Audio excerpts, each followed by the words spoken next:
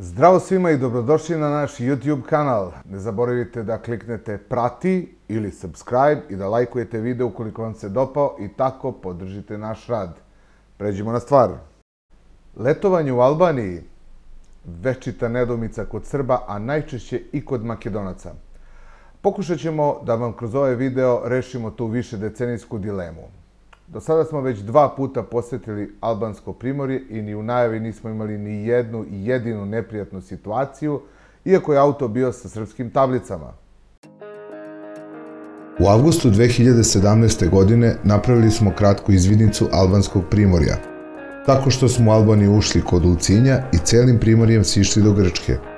Usput smo svratili na kratko u Drač, noćili u Valoni i obišli planinski deo puta, zatim Sarandu i Ksamil.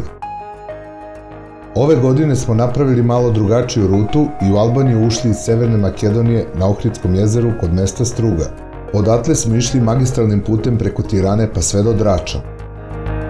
Sam put kroz Albaniju je fenomenalan. Nema rupa, ima malo krivina, ali od Struge do Drača je prilično lagana vožnja.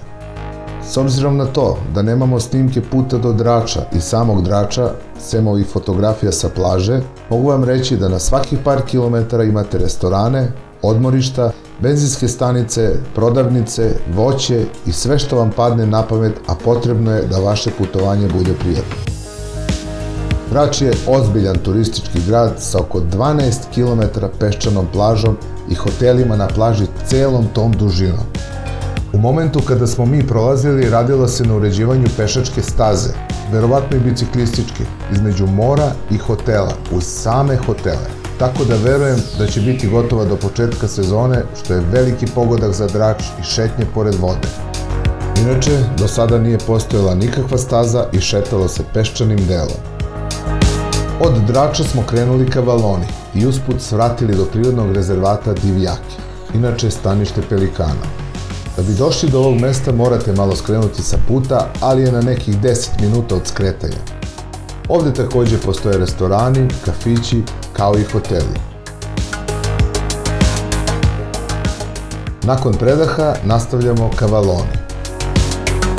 Valona je prilično uređenija i daleko urbanija, mislim na sam primorski deo. Većim delom je peščana plaža, sem najjužnijeg dela, kada kreću planine, tu je već malo stenovitija obala.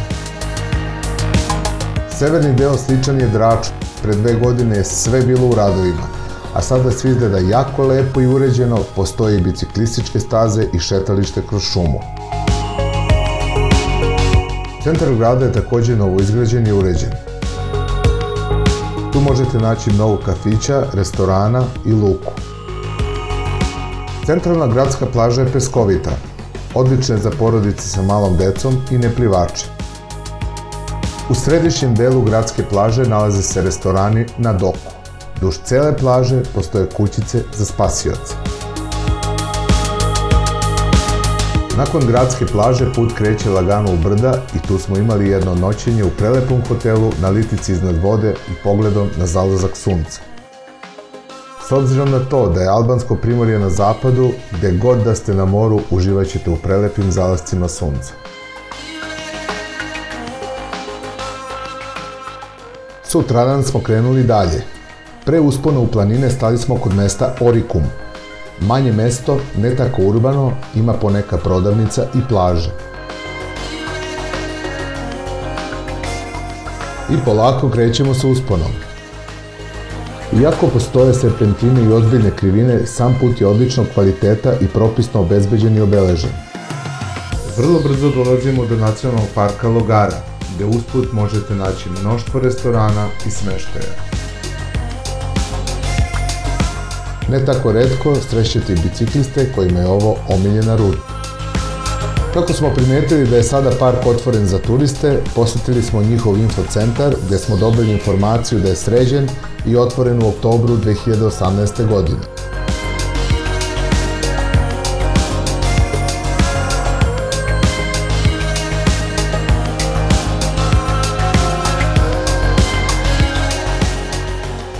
Nastavljamo dalje i opet stižemo do nekoliko vidikovaca gdje imate restorane i odmorišta. Ovde možete napraviti predah i uživati u pogledu sa preko 1000 metara nadmorske visine. Na jednom od vidikovaca kako se put spušta možete skakati paraglajderom. Kada se put ponovo spusti do mora, stižemo u manje mesto zvano Himare. Na gradskoj plaži se možete okupati, a u obližnjim restoranima i osvežiti se. Na plaži postoje klasični, rock barovi i jedna grčka taverna gde možete poručiti nešto od grčkih specijaliteta. Nedugo nakon Himara put nas dovodi do zamka Porto Palermo, koji vredi obići, a i obližnje plaže su nekomercijalizovane pa možete uživati. Nakon krivudovog puta i manjih mesta dolazimo u Sarandu. Saranda je najelitnije letovalište u Albaniji. Ovde se već možete ukrcati na trajekt do ostrva Krf i otići na mnoga dnevna krstarenja. Sada već prelazimo u Jonsko more. Plaže su ovde raznovrsne, pesak, šljunak i stene. Voda je prelepa i sve je čisto i uredno. Gradska plaža je peskovita, malo krupniji pesak. Na plaži imate dosta sadržaja za decu i mnoštvo ugostiteljskih objekata. Lako možete naći smeštaj i na samoj obali, u hotelu gde možete i pun pansion dobiti po ceni studija u Grčkoj. Uživajte malo u kadrovima.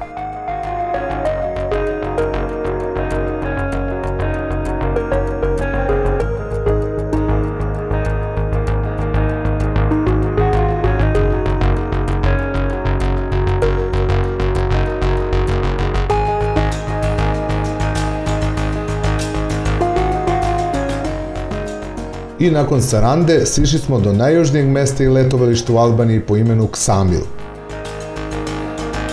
Ksamil je po izgledu najsličniji egzotičnim destinacijama, sa belim, peskovitim plažama i tirkizno plavom bojom vode, mnoštvo manjih plaža i malih ostrva i uvala. Odavde do Krfa ima samo 3,5 km, tako da se Krf lepo vidi. Čim uđete u Ksamil, ne dajte da vas uplaše. Čim vide strane tablice, lokalni stanovnici odmah opkole auto i nude smeštaj. Tako da, iako ne rezervišete smeštaj, naći ćete ga na licu mesta i to ne više od 20-30 evra za dvoje u jeku sezone.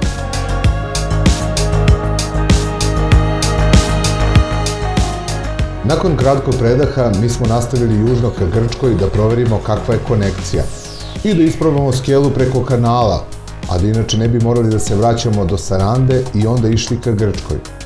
Skelu smo platili 700 leka, što je skoro pa isto kao i u dinarima. Posle skele put je malo lošiji ili loš, ali ne tako dugo, oko 12 km, i posle je sve u redu. Ubrzo se stiže do granice sa Grčkom, tačnije od skele ima oko 20 km i stiže se za 25 minuta do granice. Od granice do Igumenice u Grčkoj imate još 30 km ili oko 40 minuta vožnje. Put je odličan. Eto, nadam se da smo bar malo uspeli da vam približimo ovu zemlju i da vas za početak ohrabrimo da je makar obiđete. I da znate, na današnji dan ne postoje poznate situacije u kojima su Srbi, Makedonci ili bilo koji drugi turisti imali bilo kakve neprijatnosti u Albaniji ili na albanskom primorju. Hvala vam što ste ostali do kraja, nadam se da ste uživali. Ne zaboravite da se prijavite tu negde, subscribe-ujete, lajkujete, ukoliko vam se ovaj video svideo i tako podržite naš rad.